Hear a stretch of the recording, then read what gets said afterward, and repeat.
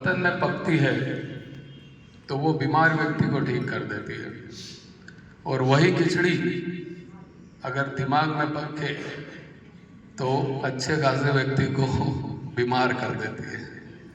कहानी आज की एक छोटी सी कहानी जो हमारा गुरु के प्रति, भगवान के प्रति विश्वास को बढ़ाएगी।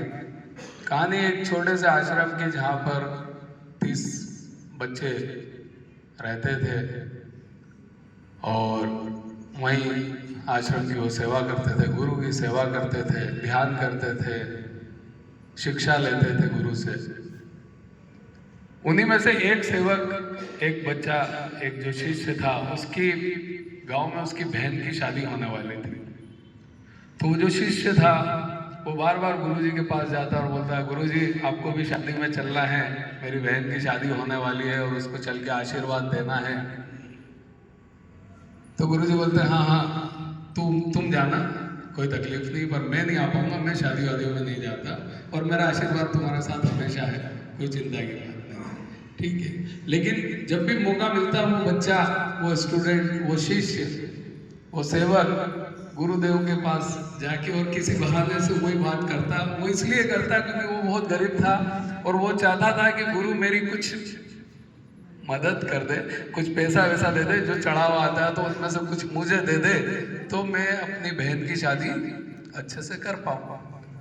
इस कारण वो बार बार किसी भी बहाने से जाकर और गुरुदेव को वो ये बात याद दिलाता था, मेरी बहन की शादी है। पर गुरुदेव उसकी बात को कोई ध्यान नहीं देते थे और कोई उसका जवाब नहीं देते थे। ऐसे समय बीतता गया, उसकी बहन की शादी आ गई। उसने आज्ञा ली गुरुदेव से कि गुरुदेव बस अब मेरे 4-5 दिन बाद बहन की शादी है, मैं गाँव जाना चाहता हूँ, कुछ दिनों के लिए छुट्टी चाहता हूँ। ठीक है, गुरुदेव ने उसको आशीर्वाद दिया, वो जाने लगा।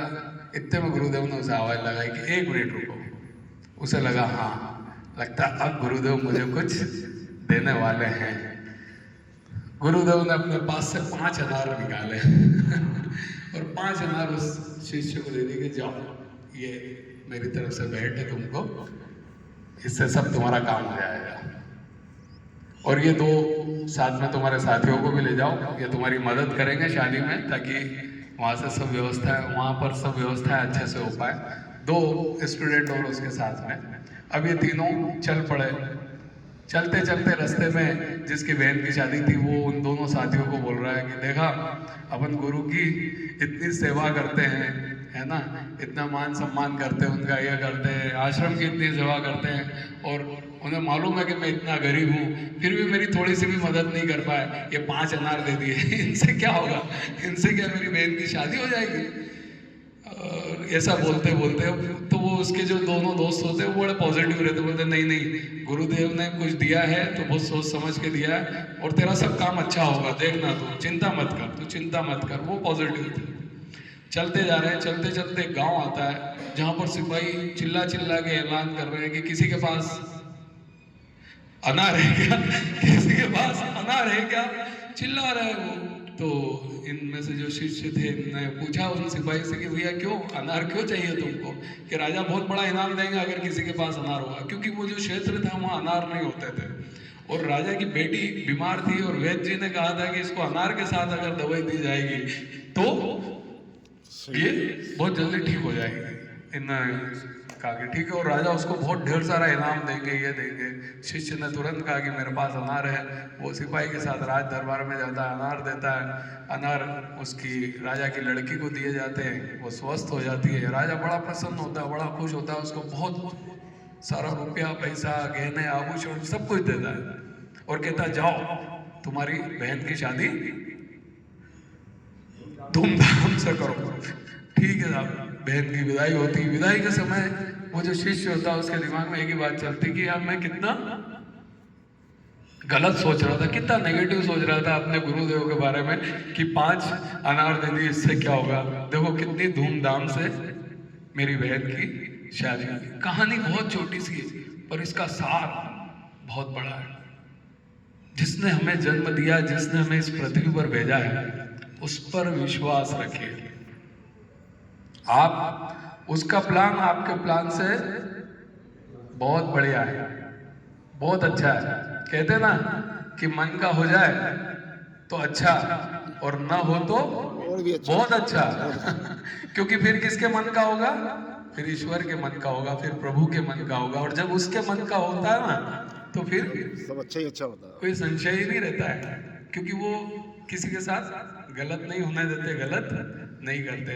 तो जब कभी भी आपके जीवन में ऐसी परिस्थिति आ जाए कि आपने जो सोचा था वो नहीं हुआ, तो सोचना है कि प्रभु ने आपके लिए कोई बड़ा प्लान बना रखा है, कुछ बड़ा सोच रखा है। कई बार हमें छोटी छोटी चीज नहीं मिलती तो हम बड़े परेशान हो जाते हैं, विचलित हो जाते हैं कि अरे यार ऐसा नहीं हुआ।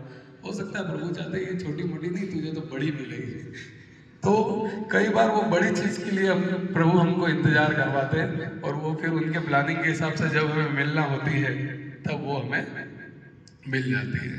तो एक छोटी सी कहानी थी जो हमें हमारे गुरु के प्रति, हमारे भगवान के प्रति विश्वास को बढ़ाती है। कल मैं आपको गुरु की महिमा पर एक बहुत अच्छी कहानी और सुनाऊंगा, जिससे आपके गुरु के प्रति कहे तो आदर सम्मान तो बढ़ेगा, साथ साथ गुरु के प्रति आस्था भी आपकी बढ़ेगी। तो वो कल इस तरह की कहानी रहेगी। कल हमारा मनोरंजक कार्यक्रम भी रहेंगे, गेम्स भी रहेंगे, बहुत सारी चीज़ें कल रहेगी। कुछ अच्छे अच्छे गेम्स हम लेके आ रहे हैं जो हमारा शारीरिक और बौद्धिक विकास करेंगे। ठीक है, तो सभी जरूर जरूर पधारें, थाली कटोरी चम्मच गिलास लाएं। कल जो 16 प्रकार का हमारा नाश्ता होगा, प्राकृतिक नाश्ता, एक बहुत बड़ा महापुण्य है ये जो हमारे आयोजक हैं टेकचंदानी जी, अभी चले गए वो और उनकी वाइफ का हम दिल से स्वागत करते हैं, नमन करते हैं उनके सेवा भाव को कि उन्होंने इस महापुण्य के अवसर को लिया। क्योंकि देखिए कितनी पाप तो हम कर चुके हैं, लोगों को गलत खिलाए, कर चुके कि नहीं कर चुके? कितों को हमने कचौरियाँ खिलाई, कितों को हमने जलेबियाँ खिलाई सुबह सुबह, है ना। हम चूंकि हम जानते नहीं थे इसलिए हम बोल सकते हैं कि चलो गलती से पाप हो गया, पर अब जानने के बाद खिलाओगे तो क्या गलती से पाप माना जाएगा? आपको मालूम है चाय नुकसान करती है। 2 साल से मेरे क्लिनिक पे चाय भी नहीं आई है, मैं तो नहीं पीता, लेकिन मैंने किसी को क्यों पिलाऊंगा? जब मैं जानता हूँ कि ये जहर है तो क्यों पिलाऊंगा उसको? हाँ, पिलाएंगे क्या आप जानते हैं कि कोई चीज इसको जहर का काम करेगी तो क्या आप उसको पिलाना चाहेंगे, उसको प्रमोट करेंगे? मतलब आप तो प्रमोट कर रहे हो, उसको जहर को प्रमोट कर रहे हो, तो आप उसको प्रमोट भी नहीं करेंगे। अगर आप चाहते हैं कि आप आपके भागीदार में बने तो उसको प्रमोट भी नहीं कर सकते। ठीक है, आज जो समय है, जहाँ जिस समाज में हम रह रहे हैं, तो कुछ चीजें हमें मजबूरी में करना पड़ती है। आज हमारे घर शादी है तो हमें मजबूरी में कि उस सामने वाले ने 50 बनाया तो हमको 52 बनाना है क्यों? क्योंकि मजबूरी है, उससे बदला लेना है। उसने खिलाया हम भी खिलाएंगे, उसने मारा हमको हम भी मारेंगे उसको। तो ये जो बदले की भावना चल रही लोगों को अंदर, तो वो है कि आकर्षण है, बड़ा घमंड है कि देखो हमने इतने बनाए, लेकिन सत्यता तो ये है कि आदमी एक दूसरे से बदला लेके एक दूसरे को मार रहा है।